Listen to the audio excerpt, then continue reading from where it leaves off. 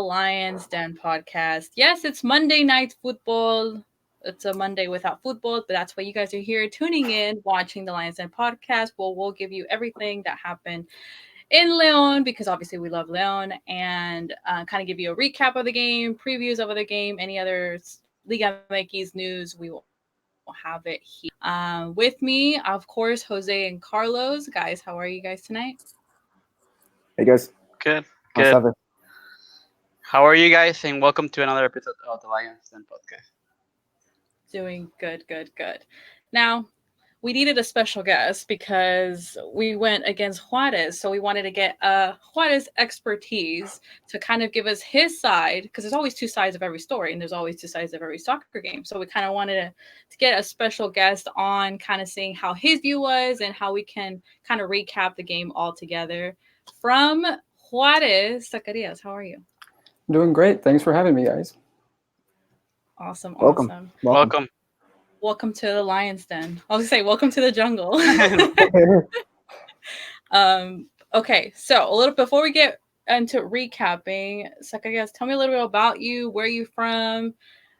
Talk to me about Juarez. If you've always been a fan, you're, covering the games out there. Give me your story. So yeah, I'm originally from Ciudad Juarez, Chihuahua. I grew up there. I've been a fan since the Indios days when my dad and I would go to the stadium. We had season tickets. And then when they disappeared, it was a pretty depressing time. And so whenever FC Juarez came back in 2015, I believe, it was really exciting for the whole city. There was an immense amount of buzz, and I decided to jump on the train. I just couldn't stay away from football and the opportunity to support my hometown city. And so I've been covering the team ever since on Twitter. And this season was the first that I've gotten a press credential to actually go and cover the games and be in the stadium. And so that's been a pretty exciting experience. And then I also write about the team for SB Nation's FMF State of Mind. So shout out to those guys. Awesome. So how was that experience? You're like, okay, I'm finally covering the team with my press pass. Like, how was that experience for you? The first game that you did that? Well, the first game that I got to do that at was against Toluca. And so that was just a surreal experience because we won. But, first Liga MX victory in almost, I think it was 3,900 days or something like that since we'd had a home match, something crazy like that. And so almost 9 years since the last home match. And so it was a really great opportunity to be a part of. And so that whole, the press credential thing came together at the last minute. And so I was just really thankful to the team for giving me the opportunity to do it. But it's kind of a bizarre experience to be in El Estadio Olímpico de Benito Juárez because there's basically two palcos de prensa, and they have the TV analysts and then the local radio analysts. So everybody else is sort of crammed in the VIP box, which is not very VIP if you've ever seen the stadium. You got cup holders in your seats, and that's about as VIP as it gets. So we're crammed up there, and the stadium's sold out every game. So I'm in between a couple team staff members, one guy from El Diario de Juárez, and then the cameraman for one of the TV broadcasts. So it's a pretty surreal experience all in all. I was going to say very surreal. Like, oh my God, I can't believe I'm here. And I'm like next to, the TV camera guy. It's like, if you watch a game, you're like, guys, I'm right next to the camera. You can't see me, but I'm right next to the camera, and then the first match, I look into who's broadcasting, and there's Pedro Bermudez just standing there like it's no big deal. And I'm just... just like trying not to have a yeah, right. That's right. Exactly. Yeah. And so got to meet him after the match, which was really awesome. So that's cool. Dang, I am so jealous. I'm glad you being a fan and, covering as a fan's perspective, and now you get to do it, on a professional level for the team that you love. I mean, that's amazing. So I'm very grateful that we have someone, especially in the Liga MX community that covers Juarez, being as everybody kind of sees like, oh, Juarez, but no, it's like, hey, we have someone, so now we get to kind of get to know more of the team and how they play and your point of view. So I think that's all in all just a plus for our community. So I hope you keep doing great things there. So now let's dig into the real meat of the game. Leon versus Juarez, obviously coming back from international break. For Leon, the lineup was Cota, Navarro, Mosquera, Tecillo, Jairo, Montes, Aquino, Meneses, Mena, JJ Macias, and Campbell as their starting 11.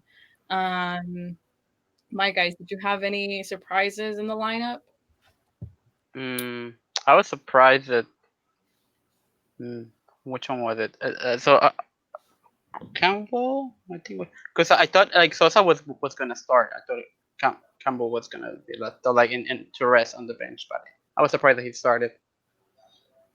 I think the only one for me was Aquino because I think last episode I said Ivan might get the start because Same.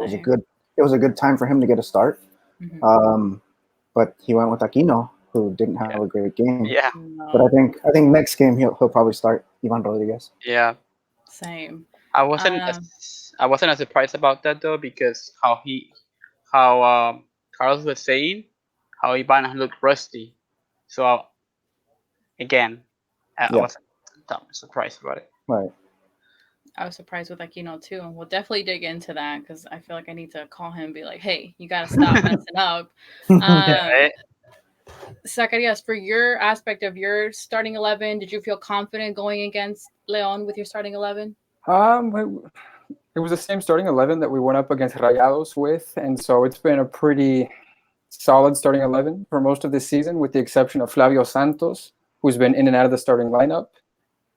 And honestly, I feel like out of those that are starting, I feel like Flavio Santos is definitely one of the weaker links. He had a fantastic game against Rayados, but it's definitely an outlier when you look at how he's played over the season. And then I felt like, let's see, I felt like we're always just because of Flavio Santos. I feel like the left side is particularly susceptible to attack because he's not the best defender and he's not that great with the ball at his feet. So I felt like that was where we were going to struggle. Mm-hmm. But as far as the rest of the midfield goes, I've been a lot more confident since Jefferson Intriago and Joaquin Esquivel have both been playing with Juarez. And so it took Intriago, I believe, till week 5 to come back because he had a contractual dispute with Liga de Quito, I think. Mm-hmm. Uh, Tigres signed him and then loaned him out to FC Juarez, and Quito argued that they still had him under contract. And so right now he was only able to be registered because of a temporary injunction by FIFA, if I'm not mistaken. So, but I mean, as far as he and Esquivel are concerned, I feel like they're definitely two of our best players, and they're really the engine that keeps the team going. So happy to finally have both of them in the lineup, and it's made a big difference since the first few weeks. Nice. Interesting. There's always some corruption thing. If you think, I don't know, there's always those Liga MX like stories. Mhm. We don't get tired of seeing them with all these novelas. Um, Right.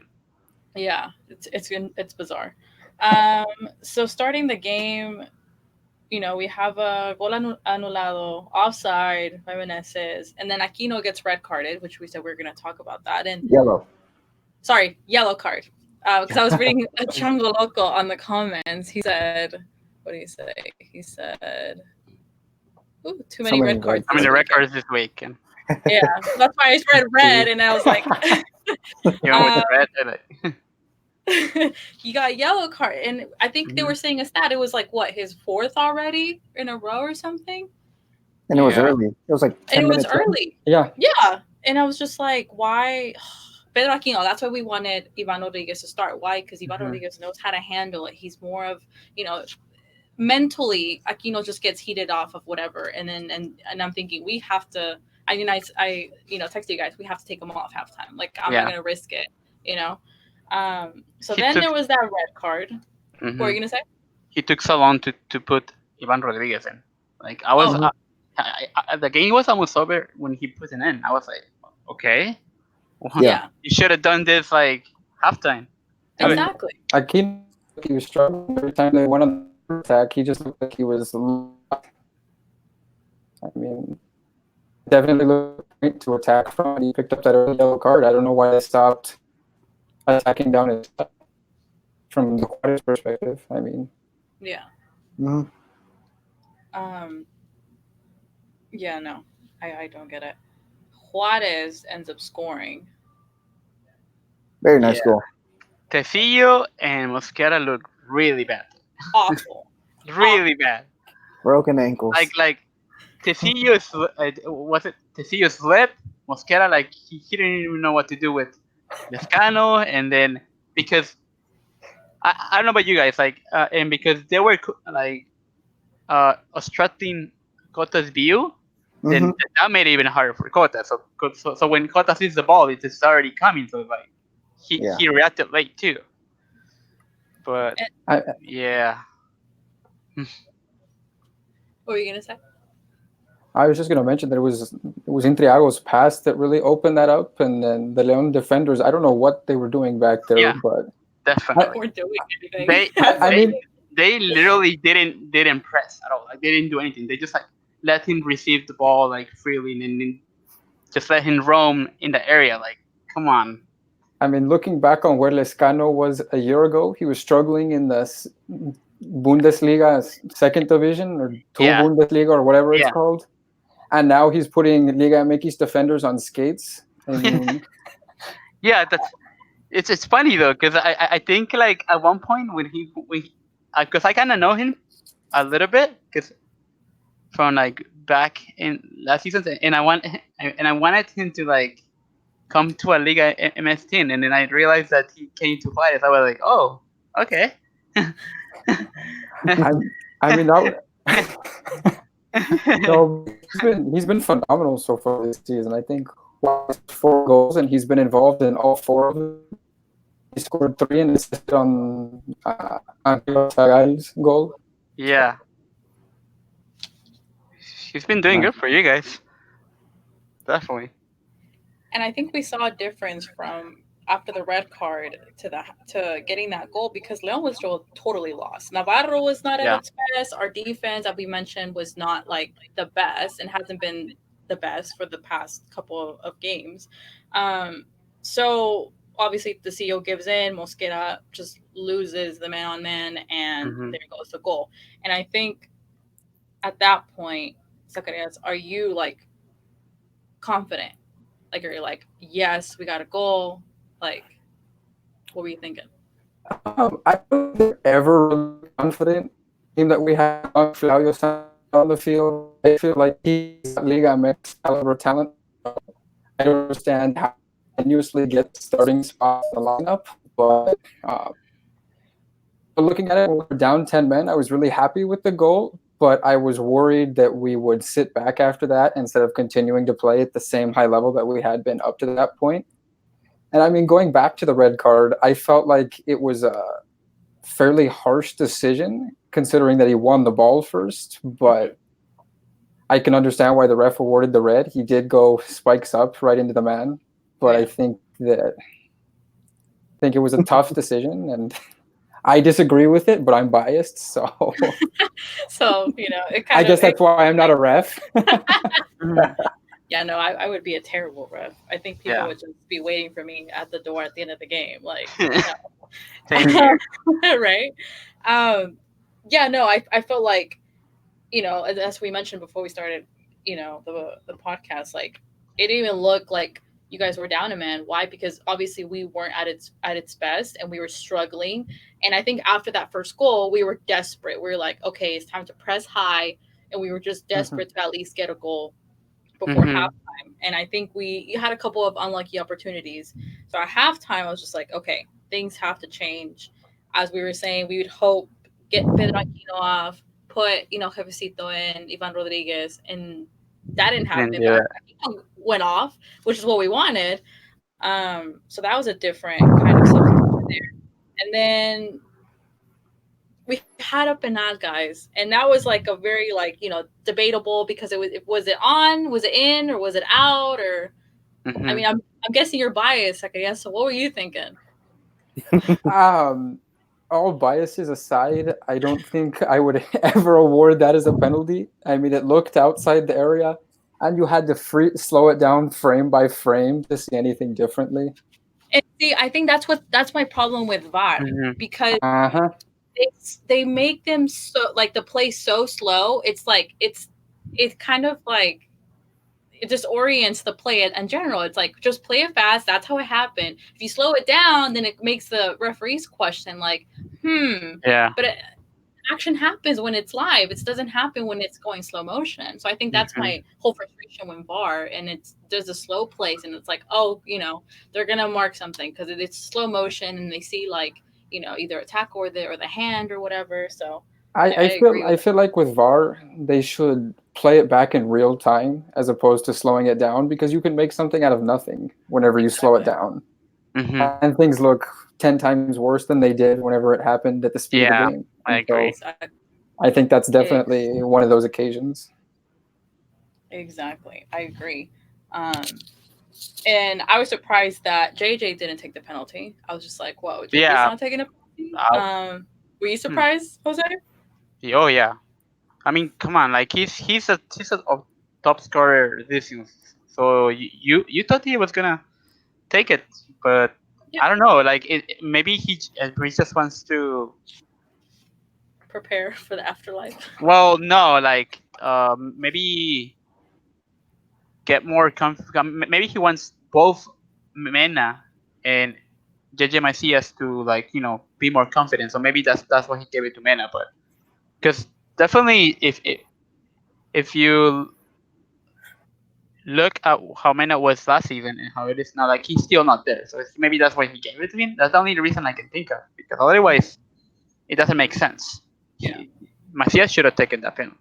Same. And I felt kind of nervous because it's been, consistent. I feel like as a team you choose like your main, goal scorer when it comes to situations like that. So obviously when it was Mena, I was like feeling kind of like, oh, JJ's always taking it. This game we really need to tie.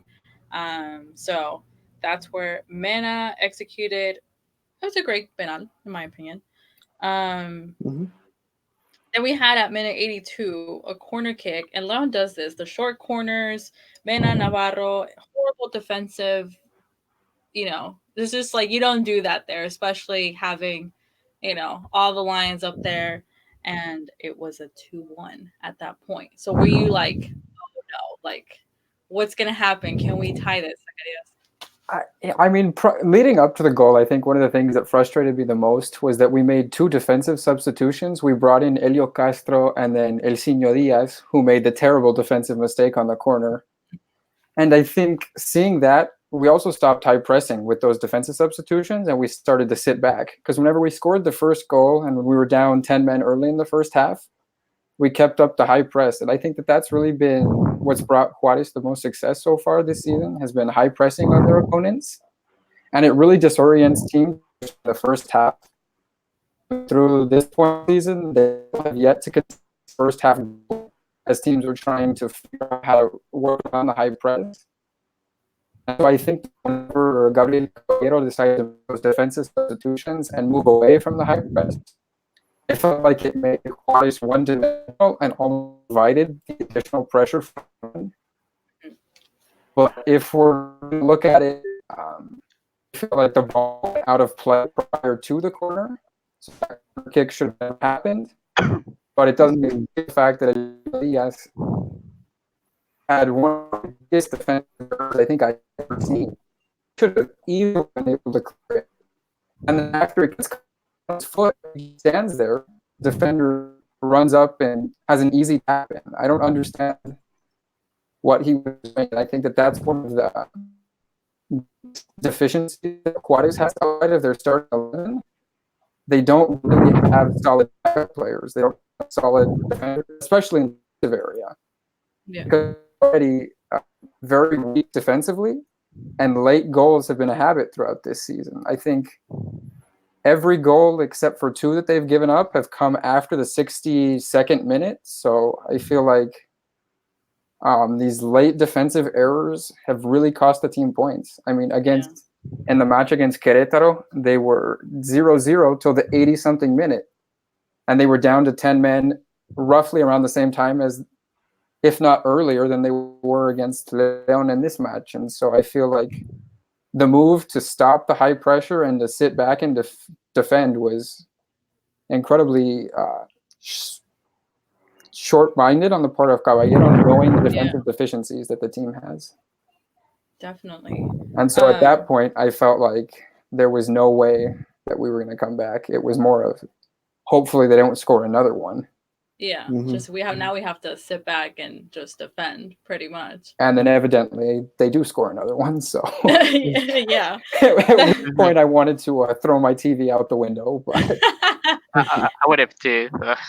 I was like, the game was going so well for us. Yeah, well, that's how I was when Juarez, mind you, like when Juarez scored 1-0. That's how I was like, what the heck are you guys doing? Like, come on. Carlos, how were the substitutions that Leon made for you? Ivan Rodriguez, Ley, and Sosa. Well, you forgot Ramos. Ramos came in the at halftime. He got subbed off. Yeah, which I think was the perfect substitution because we needed a score. We needed offensive firepower. We were down 1-0 and we hadn't done anything in the first half. Like we were like out of sync. And I think something I wanted to bring up was the FIFA break. Last season, after our FIFA break, we were down 2-0 in Morelia and we came back. Right after the FIFA break. So the FIFA break always like messes up our rhythm. And I think Nacho Ambriz brought it up after the game in his press conference. He said, I didn't have 10 or 11 guys to practice during the week. So they were on a different time zone, different rhythm. Yeah. And I think that's kind of what messed us up.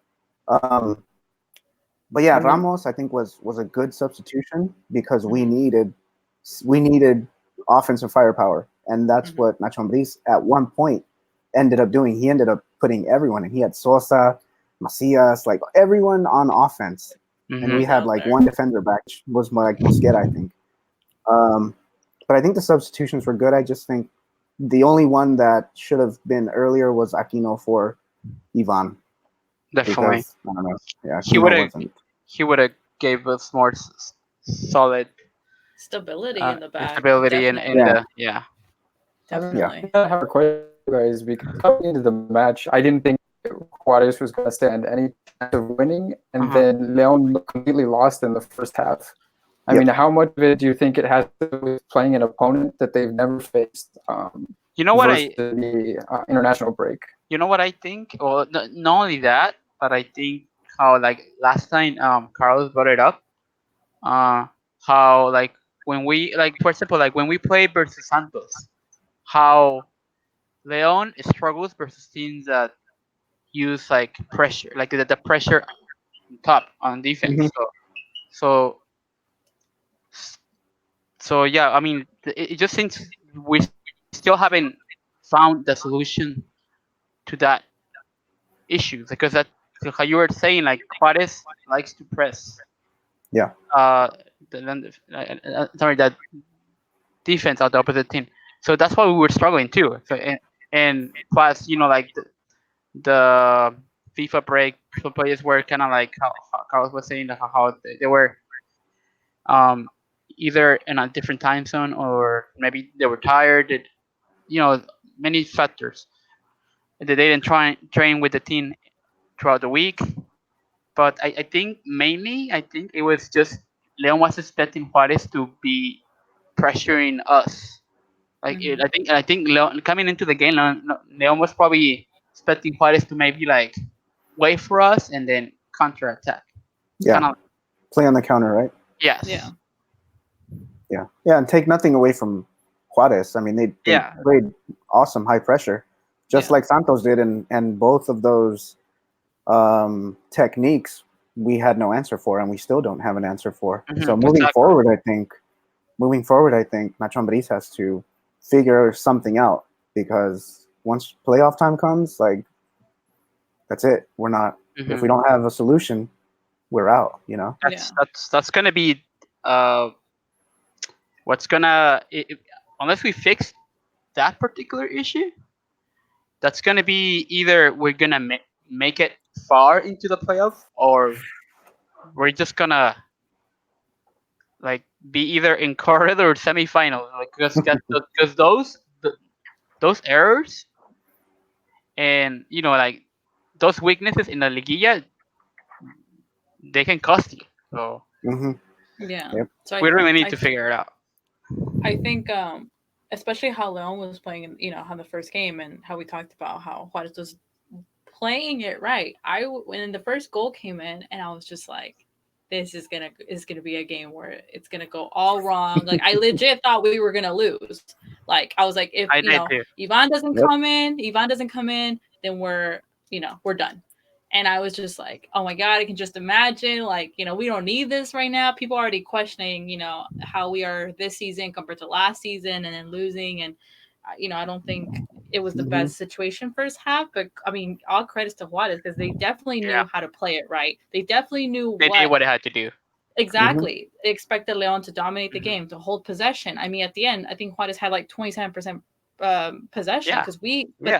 they knew how to outbeat us in that way. So, um, to me, it was interesting. I think that just makes me question all the more why Gabriel Caballero went away from that pressure, seeing how successful it had been through I don't like the know. first 60 some minutes of the match, and then makes the substitutions Hmm. and invites the pressure on. And knowing that the back line isn't that strong, I don't understand why you do that. He shouldn't have dropped back the team. Like if he would have kept doing what he was doing in the first half, honestly, it it, it could have like they could have even if because we're doing a lot of forced errors too. Like that was the thing that frustrated me from Leon in the first half. So if if they would have taken advantage of one of our errors, then they could have easily scored maybe the second Yeah, when we were trying to tie the game. But then they dropped back 10, and that gave us a chance to level up the game too. I think what we were talking about in that game, that Nacho Monterrey game, that Nacho Ambriz kind of betrayed his style. I think Juarez did the same thing. Like he Mm-hmm. betrayed, Hmm. the type of game that he was opening up first half. And if he would have continued the second half, I Mm-hmm. think it would have been a draw or we would have lost. Like Yeah. period. And, Um, right This. now, I think one of the biggest criticisms for Gabriel Caballero and talking to White fans both in the city and just online, people are really frustrated with Caballero because all of the late goals have come when he switches off from the high pressing system. So Mm. when he tries to back down the game and get a draw or try and preserve whatever scoreline is. Mm. so Gotcha. would you say his job is on the line? Not I yet. I would say that his job is on the line. He's super confident with a long-term project, and with everything that the team has going on, they play this solid identity, and they think that a lot of promoted teams don't have is identity of how they're playing. Hmm. I don't know how much more room the directivos and Caballero having this be a long-term project and wanting to keep him on board. But realistically, I don't know how many leads they can do before they finally decide to swap for somebody else. Yeah. But it's not something I see happening unless if they lose to Veracruz, then I think he's Oh. gone. He's gone for sure if they That's lose to gonna be a good Veracruz. game. Yeah, Oh. that's gonna be the final nail on the coffin. Like you cannot lose to Veracruz right now. Yeah, I think the fans would be calling for the directivos heads if we lose to Veracruz. There'd be yeah, riots. yeah, yeah. Um, You don't want to be the one thing that's gonna be the end of Veracruz's drought. Yeah, no. no, and especially when they still have America and Chivas coming to visit. I mean, Yeah. and Tigres at home, so they don't have a lot of winnable games left on the schedule. So Mhm. You know what? I think versus Tigres, I think you guys can manage. I really do, because everybody still at this point paints Tigres like the big giant. They've had like a lot of ties this season, so I think if I Yeah. you think guys play the way you guys did versus Leon, I don't see why not you wouldn't be able to beat them. Yeah. I really don't know. I'm a little concerned about that match just based on the number of Tigres players we have on loan Mhm. Oh, okay. and what the heck that means realistically for who we're going to line up with. Yeah. Well, I mean, I think we have 8 players on loan from Tigres right now. Well- And so God only, some of them have been on indefinite loan, like Eder Borrelli, since day one, and I don't know if they ever want him back. Who has his contract?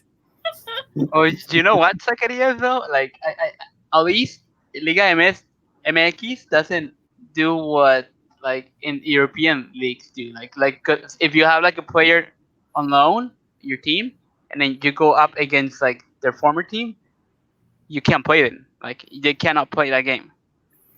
So like imagine like if you go against Tigres and said, oh no, they'd be like, oh no, because they're on loan on your team, these 8 players cannot play. Whoever starting Because half Tigres, is like Tigres. So we can't. imagine, Who would we have? Canteranos on the pitch? right?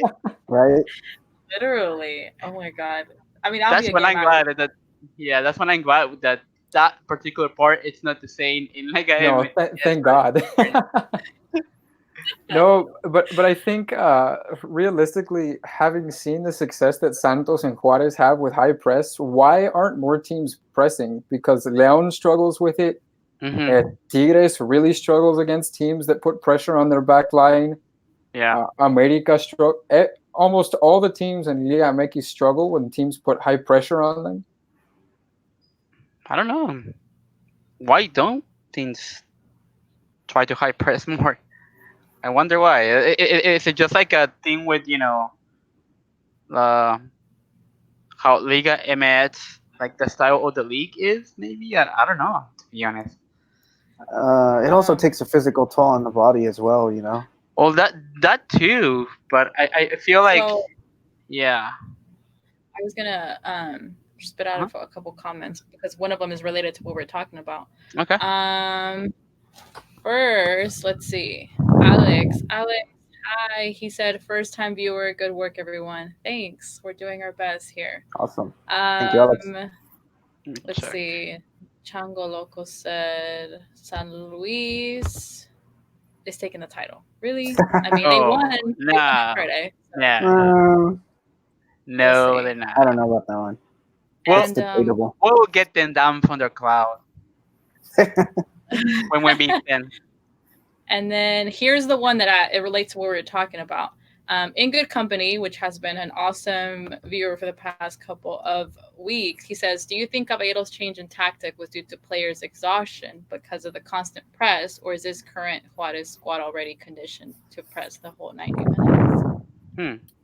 Yeah, I just brought it up, right? I said it's a physical toll on players' bodies to press for 90 minutes. 45 minutes is fine. I mean, if you're down a man, might as well just park the bus, especially against a team like Leon who has incredible offensive firepower. You leave 1 or 2 spaces open, and that's a goal. Yeah. But I feel like even if you can't do it for 90 minutes because of like how hard it is, like even if you can do it like for 45 minutes, like I would feel you'll get more chances to win the game rather than say like especially if you're a team that just got promoted, or in this case like Juarez. So if you're new to Liga MX, like if there's more chances to win games that way rather than just sit back and then I don't know, like wait for some sort of error from the opposite team and then counter attack. I mean, I feel like to answer that question, that the team is really well conditioned and that they have players with speed that this style suits, like Mauro Fernandez. I mean, they don't call him Rayo for nothing. He's flying down the field and almost always involved in the attacking. And I think players like that allow you to press, but when you take him off and you're throwing on Helio Castro to replace him, I think you lose some of the dynamic play that he's able to bring, and it forces you to readjust. And I can understand why so early, because the press was continuing to be successful through the first 55, 60 minutes of the match, and Rayo didn't show signs of being, or at least I can think so. And so I don't quite understand Caballero's logic there to change tactic when you're having success and you're 1 up. because all it does is make pressure, which enables something like a penalty to happen. Especially when you're down and you're going up against a team that's got a very exciting attack like Leon. Just don't think that that's something. I mean, why fix it? It's broken. Yeah. I mean, when you're down a man, they're likely to score on you anyway. So you might as well go down swinging as opposed to curling up and hiding in the corner, which is what I would equate his tactical change to. Yeah. Yeah, I agree. definitely. Well, that was a good question because it just related to what you guys were talking about. So I was like, oh, let me get in good company's question. Let's try and add Javier. Javier. Hopefully. Javier. Are you there, Javier? Oh. Yeah. Okay. Is he on helium? It sounded like it. We'll see if he can get his stuff fixed. So the her third goal, excuse me, came in. Guys, Chapito Montes, we've talked about this. Chapito ages like wine. Like that was just a brilliant ball to Sosa. Right. Oh yeah, at the end of the game to finish up the game. Yeah, Chapito doing Chapito things, man. Like that. Yep. Underrated. I wish he wouldn't gotten like that terrible injury before. Back in the day, before the World Cup. That was. I would have loved to see him. And it happened in Dallas. I was just crying on TV. I was watching, the game, crying like, oh my God, Chapito, he broke it here in Dallas. Right before. Yeah. It was just like the worst. But his quality is just, he's brilliant. You can't take him off.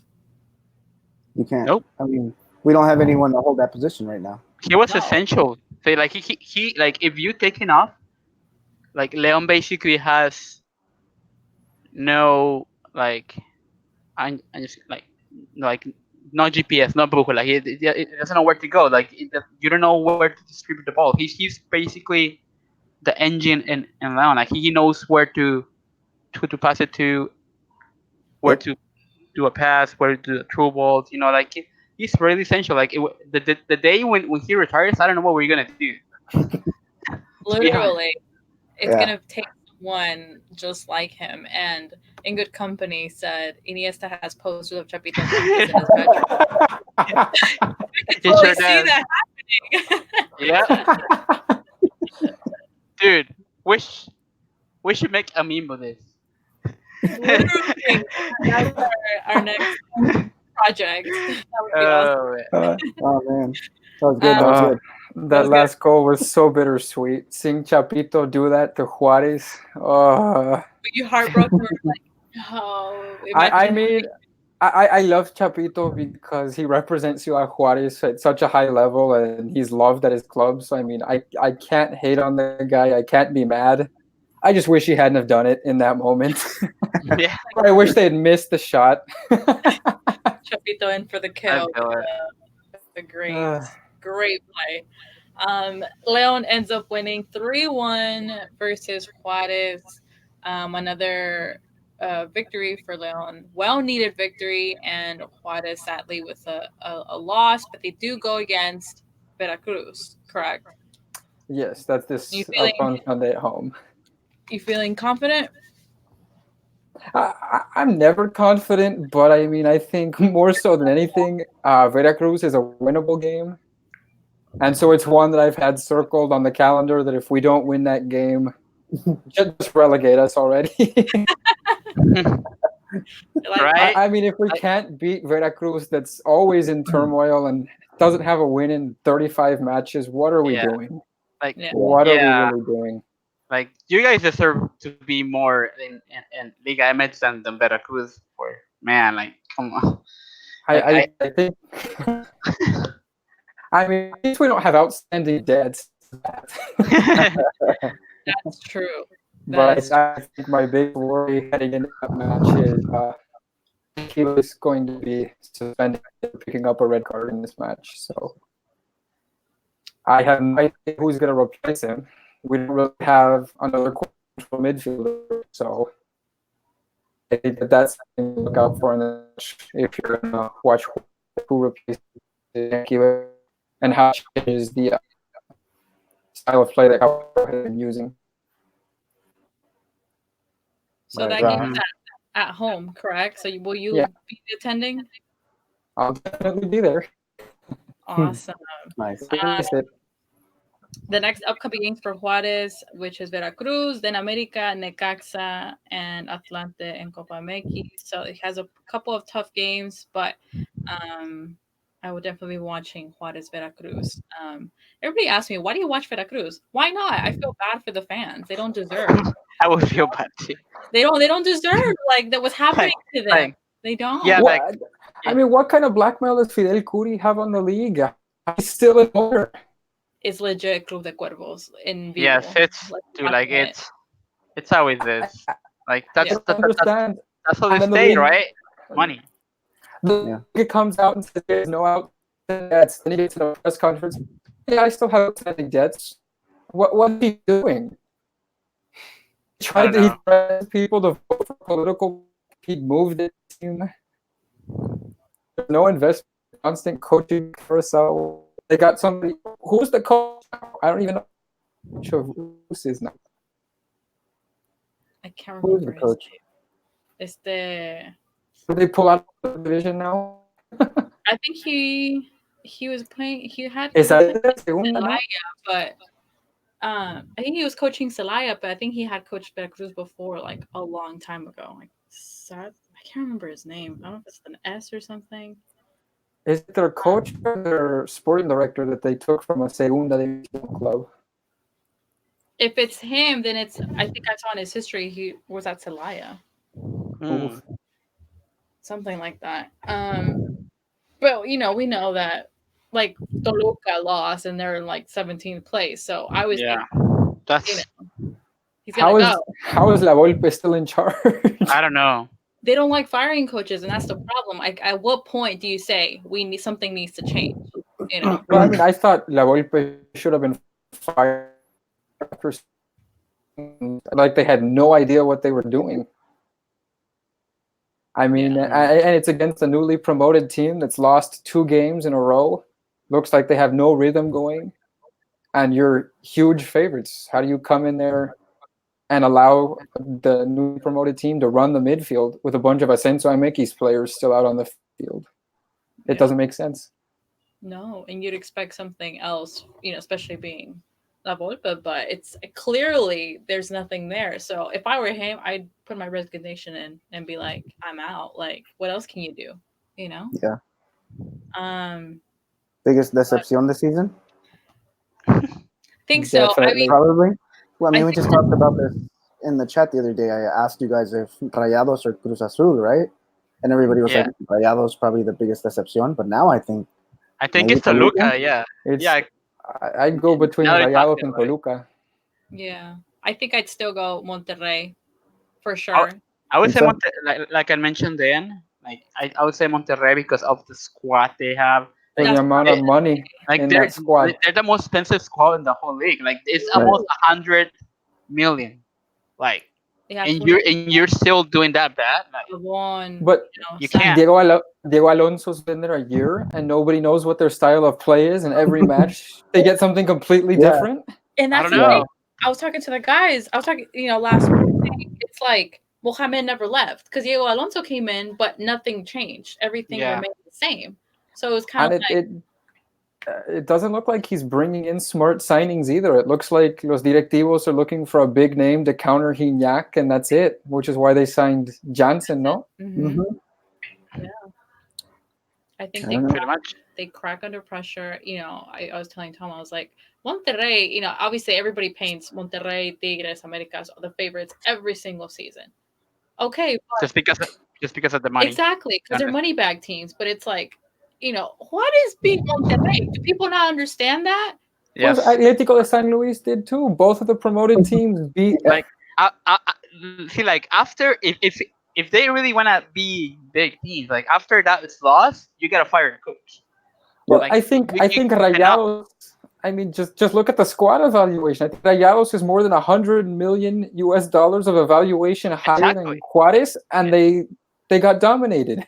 Exactly. That Literally. like how embarrassing is that? Like you got dominated by you know like what is like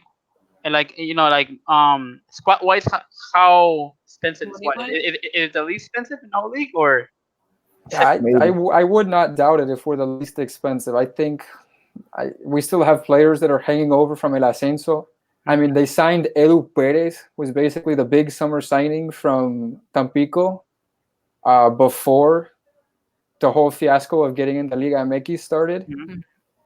And so he wasn't even a top goal scorer with Tampico Madero. So, I mean, if that goes to show anything in the type of investment that the ownership was making, and I feel like we've got to be one of the least Yeah. valued teams in the league. I don't even think we're valued at 30 million. I Wow. just And look Rayados is 125 yeah. million, I Yeah, think. so I just look guys. So Juarez is the Get to second show you. to last of the least expensive clubs in Liga MX. So obviously the least expensive, I guess. It's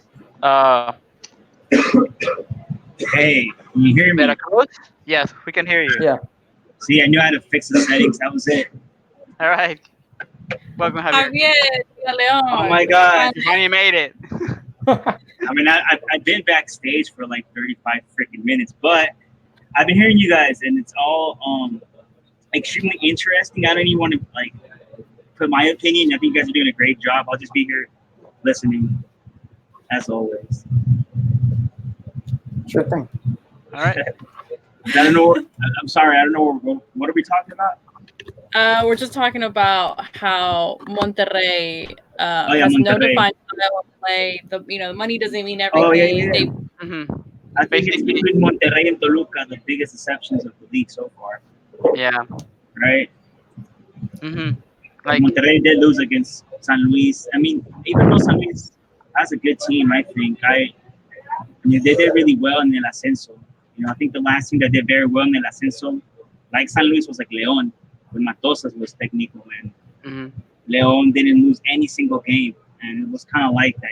San Luis won both of their tournaments.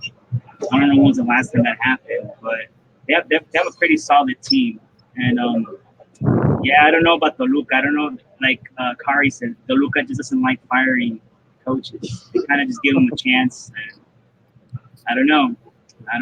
But anyway, I mean, I think Rayados they went from winning the Conca Champions to this in like Mm-hmm. a span of 3-4 months.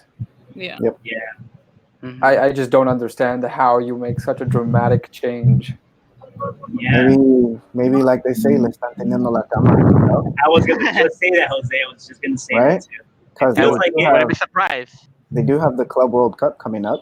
Maybe they want to shuffle some things around. Mhm. That's true. When is that? 2021? No, that's this. Isn't What? it this winter?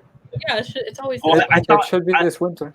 I thought they'd stop doing that because they were gonna have this huge World Cup in 2021 where it was gonna be like three, Mhm. something like that, right? Then they Yeah. stopped. I don't know if they ever made that official or not, though. But I thi- I remember hearing about it. I think they might have. I think I remember hearing something. I just don't remember. But yeah, I'm like that might be 80% sure. why. I'm not Mhm. sure though, but it's because I remember they were talking about like something about how like it's not even a sure thing they're gonna even play a World Cup this winter because FIFA was trying to do this whole like 3 years or 4 years for a World Cup clubs or something Mhm. like that. I don't know. I'm not 100% sure, but I know if Leon has a possibility to qualify into one in 2020 in the Conca Champions. Well, if we learn from the past experience that we had in Conca Champions, I maybe know. because like last time I think we filled it like not even Group the stage. first team. Yeah, like we filled it like a shuffle of like youngsters Herediano beat and us over there, yeah, and that was it. yeah. I was like, okay, And what are you guys Matosas, doing? that was Matosas Leon. Mhm. I think Leon has to prove themselves in the international stage. I think that's one of the Yep. Yeah. just like Tigres. They both have 7 championships in Mexico, but both of them have never won an international championship. So That's our it's interesting. Well, you leftover asked. assignment right now. Oh. I think I think when it comes to Monterrey, whenever the mini mundial is coming out for them, I don't think it should justify that they're doing terrible in Liga MX season. Why? Because they have all the quality players. Oh my God, Like yes, there's no excuse. There's no excuse for them there to is. be like, oh, we're just like waiting. Waiting for what? You're one of the big money bag teams. Like you should be. You have the Funes Mori. You have Pavon. You have Nicolas. You have all these Yeah. great quality players. Gallardo, Layun. It's like there should be no Montes. excuses. You have a stacked bench. Yeah, you have a stacked bench on the field and on the bench. Like Mhm. there should be no excuses. You should be in the top four. You shouldn't be losing. But again, we say, what we're talking about. Yo Alonso has no defined style of play with Monterrey. It's like Mohamed never left. I don't Yeah. see him in the next season. I really don't. No, Mhm. there's no way they can keep him around. Yeah, No, Alonso. no. No. But I've been saying the same thing about Tuca Ferretti with Tigres forever, that they need to get rid of him. Well, But He's probably yeah, gonna and die then there. we had But but the, we yeah, I had mean that. tweets from Club Leon English, and we were asking him, do you as a fan agree of how he plays? Do you guys think that after Duca leaving, things would change? Because I feel like he definitely has a lot of influences on the players, how they play, how things Yeah. get done. So it's like, I want to see what happens when Duca leaves. That's going to be a real thing if Tigre is going to keep up Mhm. with the same style, the same kind of mentality, because it's like, Tigres to me is kind of like, they're kind of like the bully. Like they want everything for themselves. Like we're talking Mhm. about Lucas Alaraya and how he's a fantastic player and he's just being wasted on the bench. And if he would go No, to any other no. team, I would watch it. If he went to San Luis, I'd watch San Luis. Why? Because of Lucas Alarayan. But they're Yeah. Yeah. just detaining Yeah. him, and they probably Like. pay high wages, and he's not going anywhere. And that's, for me, that's just a waste of talent on the bench. Mhm. Honest. Ismael Sosa, one of the things he said was like that was Mhm. one of his best friends that he had in Tigres, Salarayan. And we're all saying, like, dude, convince him to come to Leon. He was like, Yeah. I wouldn't even half bad. Toughen up. So that please Hopefully. tell him come. He's Maybe not playing when over we there. cash out Like JJ Macias, we can afford him. guys, Yeah. like imagine like how we were talking about like when Chapito retires, we don't know what we're gonna do. Like, dude, Oh my God, don't talk about that. how there's your awesome would be answer. if Young was a number 10 after Chapito No, that's retired? true. Like, There- come There's on. your man. answer right there. Yeah, but Chapo, man, sentimental reasons, man. He's been there since El Ascenso, and I Yeah. mean, there's like a debate if he's like the best number 10 of all time. Like it's him against Tita, really. And I don't know, Mhm. man. Still, when you go to El Estadio de Leon, you still hear Yeah. people whenever there's like a free kick. You hear people say Tita, Tita. But you know what? Chapo Montes is not that far behind. I'm telling Yep. you, He's making his he's a mark. legend, man. He's a legend, and I'm If pretty sure he's loved in Ciudad Juarez as well. Mhm. Dang. We do have a lot to talk about. Well, Yeah. Zacharias, just stay with us. We're almost done. Might as well stay in the conversation. Awesome. Yeah. Right? Okay, cool. And switch teams. So That's not gonna happen. I'm sorry. Come on, Saying, man. Cover Leon in English with us. Yeah. right? Come to Get a, the green side, Zacarías. get a Leon tattoo. Get a Leon. That might be a step far.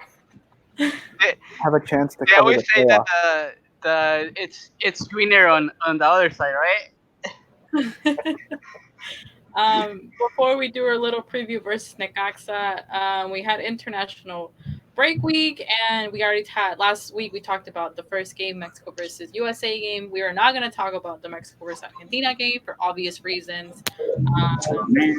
So, as we all know, our Fieras didn't have action. Our foreign ones did.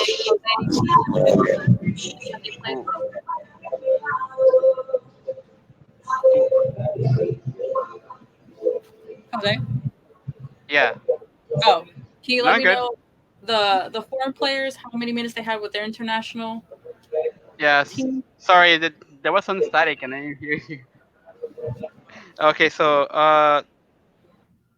Meneses plays 64 minutes for Chiles, and Chiles lost to Honduras, to one loss. That was surprising. That's They very lost to Um, disappointing. Honduras. yep, they did. I know, right?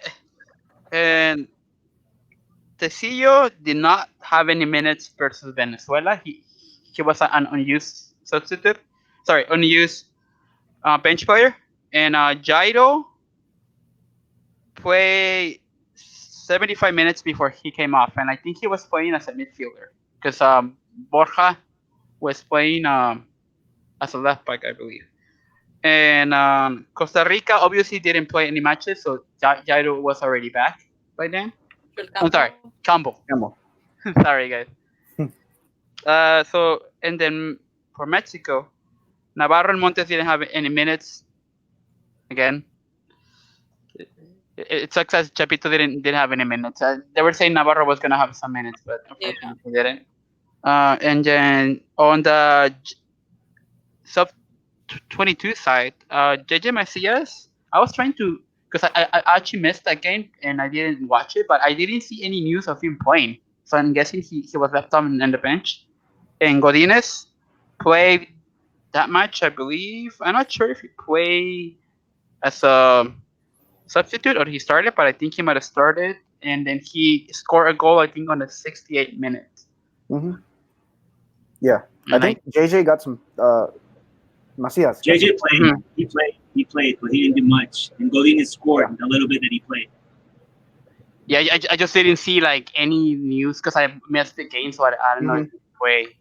But okay, that's Yeah, kind of. So even versus Cimarrones, he had a bright spell. That's I don't know. That's kind of worrying for me. But wasn't Cimarrones against the U23 team? Or U22, I okay. believe. Yeah. Because he also didn't. He was the most dangerous player too, like versus Japan, but he didn't score either. So I thought he would score versus Cimarrones, but I guess not. And I think that should be it. All the Okay. players. Awesome. And yeah. Do you guys want to touch on the minicamp yet, or like later on? Sure. When is the mini camp happening? When is it? I believe it started yesterday, right, Carlos? Or no?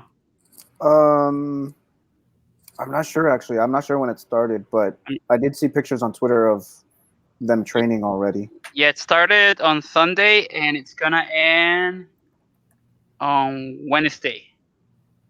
So and then the three players that were called out, it was Ivan Rodriguez, Godinez, and JJ Macias. So Which I think we're all talked about Ivan Rodriguez getting called up. Mm-hmm. Yeah. And then in the U16, we also have one of our youth players, right? Yeah, Saul. What is it? Zamora? Zamora. Yeah, and which actually he has been called up a lot. Like I think he might be a regular. Mm-hmm. I think wasn't he the captain? Yeah. Something? Actually, he is. Yeah, he's the captain. Yeah. That's true. So bright future. Hopefully we can keep him. Hopefully. Develop him. You know. Yeah, hopefully he's another Is Ivan he a Rodriguez. contención? Yeah, right. He's a contención. Oh, it's kind of hard to tell because you know how they always say contención. So I don't know if he's actually a contención or he's actually like a medio centro. Okay. I never actually seen him play live, so I don't know. And I should, because I'm over here. You know, sometimes Yeah. they're free. You know, the under. But I don't know if they always play. I think they play in a Casa Club the majority of the time. But, Yeah, that's usually where they play. Yeah. So I just checked, and I think the mini camp goes until Wednesday. Okay. Yeah. Got it. Awesome. Wednesday. Okay. So hopefully no injuries or anything, and yeah. Cross your fingers. I hope. Yep. Okay, so that was international break. Obviously, for Leon, they kind of struggled back a little bit, but I'm hoping they will pick up. We are going into our JJ Macias segment, which this week, guys, I don't really have much. There hasn't been any rumors lately. But let me ask Zacarias, what's your take on JJ Macias? Pues, he's been a really phenomenal player so far. I think that he's done a lot better than I expected after he left Chivas. I mean, I don't know what I was really expecting, but you know how there's the players that they perform really well on one team, they move, and then their level drops off. Mhm. And so I was kind of worried about that happening, but he's kept up his level, and he's been really impressive with Leon so far. And like we mentioned earlier, I was surprised he didn't take that penalty in the match on Saturday. Mm-hmm. Agree. But I definitely think he's talented enough to go to Europe. Definitely, yeah. If a team's willing to pay that price tag. Yeah. Well, I think it might not be as much as a problem as before because we saw Edson Alvarez go to Ajax. So, how much was the price? Like the sale price? You guys remember? It was definitely like around the 15, right? 15 million. 15 million around there. I think it was like 13 million euros though, so I think something around there. But I don't know what that translates to in dollars. Yeah. I think isn't euros more expensive? Yeah, A little bit, I think. Yeah, so maybe like 15 in dollars. something like that. Yeah. Probably. Yeah, I mean that's our main goal, and we have this JJ Macia segment every week because there's always something to talk about. There's always Chivas trying to make themselves the victim and kind of we want the best for him. And it's like, well, you guys did us. No. Well, No. They were so mad when he kissed the Leon there. It's like, yeah, if you were so happy for him, you would be clapping there. He's scoring. He's young. He's the future of La Delantera Mexicana. So no, you're not happy. I have not seen a player get more hate online than JJ Macias after he did that. That was brutal. Hey, but you know what? He was after that. He was so loved by the fans in Leon. Like that's, like he did what he was supposed to do. That's the team that's actually giving you the opportunity to show yourself and make your dream a reality to go play in Europe. That's what he wants. And, Martinez Papa, he's been saying it a lot. Like, he's going to do the best of his ability to make that happen. So when you have those people, and then Macias said, I'm loyal to those who are loyal to me. Yeah, that's great. That hit hard, guys. That hit home. I just feel like, unfortunately, with the current Chivas administration, yeah, I think it's a mess. That's what happens too. Like it's just the toxic environment that the players are in doesn't help. If it just makes things worse. Like that's so I don't know. Like nowadays, like does anyone really want to go to Chivas? If I was that good, I would want nowhere near Chivas, but that's just knowing everything that's going on in the background. I wouldn't want to go to Cruz Azul right now either, but that's a completely other story. Yeah. But I mean, when people look at why Mexican players don't go abroad, I think they largely ignore the role that teams like Chivas with administrations in turmoil and how vengeful they are. Because I feel like this past summer and this past offseason, he could have easily gone to Europe. But I feel like they have some sort of vengeful hatred of Macias after he forced his way out. And I feel like they don't want to let him go. And they're not going to budge on the price as a way to get back at him, I almost feel like. Well, now not even the price. Like how Cody brought it up, like the last episode with the those comments by the current president of Chivas, how he was saying like that if Leon wants to keep Macias, I'm sorry, if Leon wants to keep Macias in Mexico, that they wouldn't sell him to him unless he. Your business, like if we can do whatever we want, just set a price tag and. If you didn't want him to go to another team, why do you put a buying cost on the contract, on the loan contract? Like you shouldn't have, And I mean, these things just don't happen in South America. And so you have South American players very easily going to Europe, and there's not this level of petty drama in the background. And so their national teams benefit from it. Yeah. And then people always wonder, well, why don't Mexicans go abroad? Well, just look at what's happening with Macias. It tells you everything you need to know. Literally. Or look at the boardroom at Cruz Azul that's fighting amongst themselves airing their dirty laundry live. Like that's just live on TV. I mean, that's just a train wreck or a dumpster fire. I don't know how you want to describe it, but that's embarrassing to the institution. Yeah. And if I were a player, I'd be negotiating a buyout right now. I want nothing to do with this mess. Yeah. Literally, I think Hermosillo was just like, this is atrocious. Like, I don't want to be a fan anymore. Like, I can't believe that this is happening. And, you know, as him, a diehard, when he sees this stuff, it's kind of like humiliating. Like, I can't believe I'm part of this. I believe in them. Well, there's that. And then you read stories like Pumas is embezzling money from the university to fund the team. And they're not supposed to be doing that. That's very serious, by the way. I mean, they're taking public money to fund a football team. I mean, what are you doing? And these three teams are supposedly grandes del fútbol mexicano. That's not that. Those teams that, you know, like they're like, that's not what you want to show when you're a supposed grande. Like that's not like you want to command respect, and those actions, like in those, that come on. Yeah. And then when they want to go sign players, who's gonna sign for them? Who wants to be a part of this? Exactly. Like nobody. You don't want to be a part of something that, you know, corrupted. I mean, how did Cruz Azul get? ¿Cómo se llama el portero? Corona? No, el pelón, que se volvió como entrenador. Conejo. How did they get him to come back as a coach? I have no idea. I mean, I don't know. Why would you want to be a part of something like that? And then you look at the few decent teams, like you have teams that are well run, Leon, Santos, Pachuca, those kinds of teams. Atlas now. No. But it's because of multi ownership, which the league supposedly got rid of. Yeah.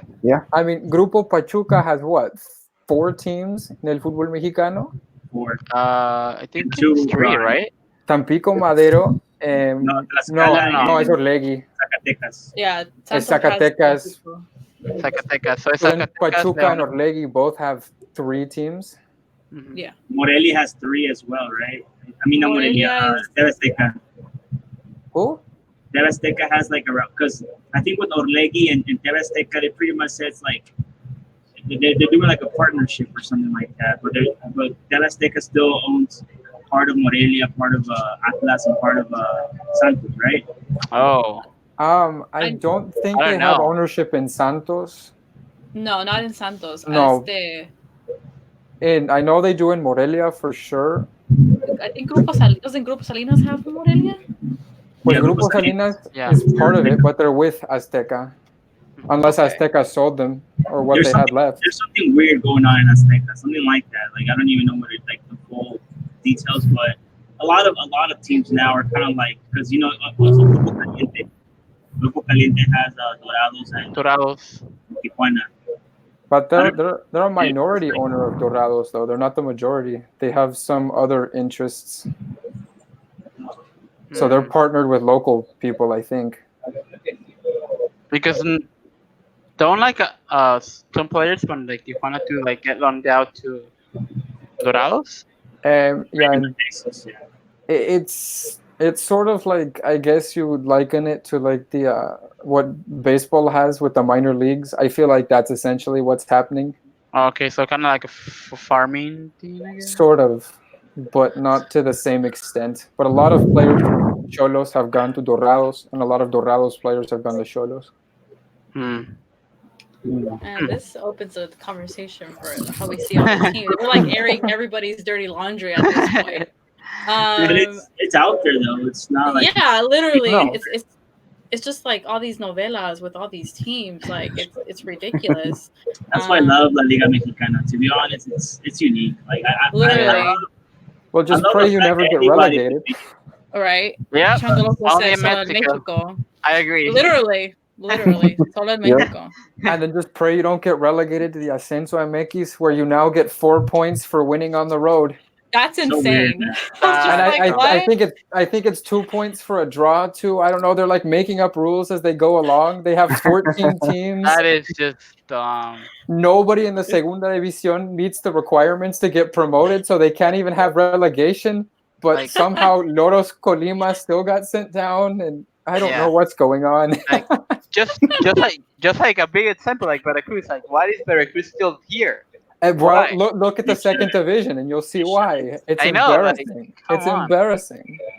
Oh my god. Which, as a Juarez fan, you have no idea how happy I am to no longer have to sit through that nonsense. Like, Hey, man, finally, I trust made us, it. we're You 10 are. years in second division, man. Like, okay, bye. Never again. Either. Oh my god, I'm loving this conversation. We're gonna just quickly skim through a couple of things because we are past the 1 hour 10 mark. Yeah. So right now the first 8 positions on the standings: Necaxa, which Leon will go against; Querétaro 17 points, Santos 17, America in 4th place with 16. Leon is in 5th. 6, 14, San Luis 14, and Morelia in 8th with 13. Leon goes against Necaxa, which would be a very What a interesting game. because What a game. Yeah, it's gonna be a very interesting. very Necaxa currently. I want to see that. I'm definitely looking forward to it. If you had told me before the season started that we were talking about Necaxa y Querétaro on the table, I was crazy. Hey, bro, Bajío power. And We're Necaxa back. has been interesting last season. So this season with Maxi Salas, it's like Wow. Brian Fernandez. You know, usually when I watch Necaxa, it was They like got a good eye. They got a good eye. Like, dude, guys, like whoever is the Scouting director? that's like bring it over to Leon, like quick, like pay him whatever he wants. Well, the They scouting also director brought- left, right? Did he left? I saw Why? a tweet like scouting director left. I'm like, oh, what's gonna Oh my happen God, like- there? Find him. They still Find him. find Oh, goodness. Well, I didn't think they'd be able to replace Brian Fernandez, and now they did just that. They got a better player almost. Yeah, it's Literally, he's I- outstanding. yeah. And they really got a good eye. Like I don't know how they do. Like Brian Fernandez leaves, and then what was the really dumb player that left? Oh yeah, Victor Davila to Pachuca. Yeah. Like they just keep Davila. bringing and bringing. Didn't they bring Pooch? Didn't they bring Pooch? Yeah, they did. They brought Yeah. Puig. They did. I'm telling you, man. Well, Yeah, they got a really good eye. Yeah. Yeah, they do. if that, and I'm terrified right now. If Lescano was putting my defense on skates, what the heck is Necaxa gonna do? I know, right? But Nah, Necaxa Leon's is very, got- very interesting. But Literally. yeah, Salah it's is a gonna, great player. and that's what Leon has to keep an eye on. I think Leon will Mhm. come out dominating the ball. I think we have to be careful on Necaxa on the counterattack because obviously the players they do have and our defense not being 100%, I think that's where Leon is probably a liability defensively. We did the mistake again. I think versus Juarez too. I think that was another reason that we were expecting Juarez to like come in and like proponer el juego. Mhm. So I think and we got very overconfident. That's another reason why we did so bad in the first half. And then I'm basically probably like you know gave it an earful in the halftime. And that's probably why like they came out and like, hey, no, we can't be losing 1-0 versus Juarez. Or, but yeah, but I think that's again we're for some reason like I know it's Juarez and yeah, just like I was saying, like yeah, we were gonna win for this match. Yeah, okay, but we can't be underestimating the team either because that's what happened. Like it's okay if you do it like for like you're surprised for like maybe like 20 minutes, but then try to level up the game. Like don't, it's I don't know. Yeah. I think Yeah. have to be careful with Necaxa. Again, I think they're a great composed team. They're a threat. They're very dangerous on the counterattack. For me, I think Mhm. Ivan has to start. No question. Even if he's not 100%, he needs to start. Like, I, no. he needs to start. I don't want Aquino's hot head again, and Yeah. you know, Like no. he is a liability, Well, unfortunately. especially with how the refs have been this season, giving red cards left and right. I mean, Yeah. there's no way that he can still be out there.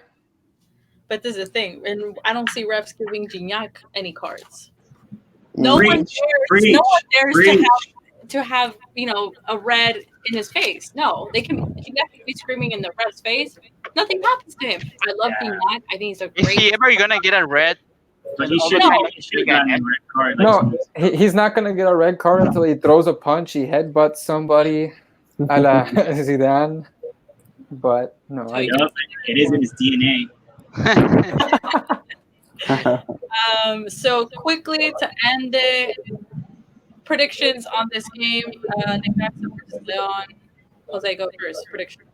Okay. I'm just gonna go saying close because this is gonna be really cool. Well, you know what? Actually, no. It's 3-2. 3-2. 3-2. Let's 3-2 let's Leon? make it let's make it interesting. Okay, 3-2 Leon. Carlos, prediction. High scoring game, two best offenses in the league, both tied at 19 goals. Mhm. High scoring game, 3-1 Leon. We'll be fine. We've played the first place team this season already, the hyped up Like team, many times. and we went in their house and dominated. So Mhm. I think we'll be fine in Necaxa. We have a lot of raza over there too. Yeah, that's what I was gonna go with too. Because with Querétaro, you saw that. Yeah, like that was a team that people were saying they're probably gonna go all the way, and Leon went to their city 1-4-0, and I Yeah. think Necaxa plays really well, so I believe it's gonna be. I'm with Jose, 3-2. It's a high scoring game. 3-2 Javier. Zacarias, give us your prediction. And we won't get offended if you think we're going to lose. I think it's going to be a 2-2 draw. Okay. Yeah, it's gonna be even game that I can see. But I don't think it's going to be anywhere near as easy for you guys as it was against Querétaro. No, Because if anybody saw definitely not. Querétaro play Juarez, you knew they weren't serious contenders. They Yeah. struggled. They struggled, and they were up. They were up a man for 85 minutes, I think. Yeah, I saw that game. I was just like, well, that goes the game there. As much as I want it to be a high scoring game, I feel like it's going to be a 2-1 now. I was gonna go with that, but I was like how our defense is. I don't know. And that's what I'm worried at. And I think, they both have a great offense. So I think it's going to be a midfield struggle. And I think it's going to be a very low scoring because of that aspect. Because versus Santos, obviously we know what happened. And we should have won that game 2-1. But anyways, we ended up drawing. So I think it's going to be a close game. So I think a 2-1 Leon. And Chango Loco on the chat says 2-2. Okay. Yeah. Fair I can prediction. see that. I can see that. So it's gonna be a hard game. It's gonna be a tough game. So hopefully Leon gets a back-to-back win, and hope Juarez wins versus Veracruz on Friday. Dan, you better win against Veracruz. I think better. I'm scared of playing Veracruz because we don't want to be that team. I'm scared. I'm scared of Veracruz. Yeah, I don't want I was gonna bring that up. I don't want to be the one team that remember, Leon is like over here. We say it all the time. Levantamos muertos. Yeah. We always freaking do. I'm dreading Veracruz. If we Veracruz, just send us right. back. So just send us back to El Ascenso right now. And fire Caballero while we're at it. Might as well start from zero. Start from zero. Clean house. Right? Clean house. It would be a good omen. That's what Chivas should do. Just clean house everything. And Toluca at this point. But in all seriousness, I think it's going to be nobody's going to watch. It's a Sunday night game, so I'm going to watch. Well, you and I might be the only ones. I'll watch it. Outside of Juarez and Veracruz. If I get a chance, I'll watch it. I'll watch it for sure. I watch Veracruz. People are like, why do you watch Veracruz? Why not? They're bad. They're just unlucky. And anyways, I'll be watching that game. So I'll be tweeting out that game with you. So This is to the end of the Lions Den podcast. Thank you guys for joining us on another Monday Night Football, recapping the game versus Juarez with our special guest, second guest. Thank you for joining us tonight. And you're going to be on the game, correct? Yeah, I should be. Awesome. So that is the end, Javier. Thank you for joining. I know you have technical difficulties, but I know. Sorry, you guys. Really, I do my best, but hey, next time I know which computer to get. I'm gonna put my right? Yeah. This is a good one. And I'm sorry, it's loud out here because of the Mexican independence yesterday and today. Leon, it's like they celebrate for like weeks. Mexican Independence Day. Yeah. It's like thank you for everybody in the chat, Chango Loco. Thank you for joining our podcast. Awesome name, by the way. Alex Campbell. In the company, thank you for joining. And last but not least, Chango Loco said, "Good podcast, yay!" Good name. Okay, guys. Well, thank you for joining another Monday Night Football. We'll be back next week for another podcast. So, bye. Bye, guys. Al fiel hace un orgullo. Yep.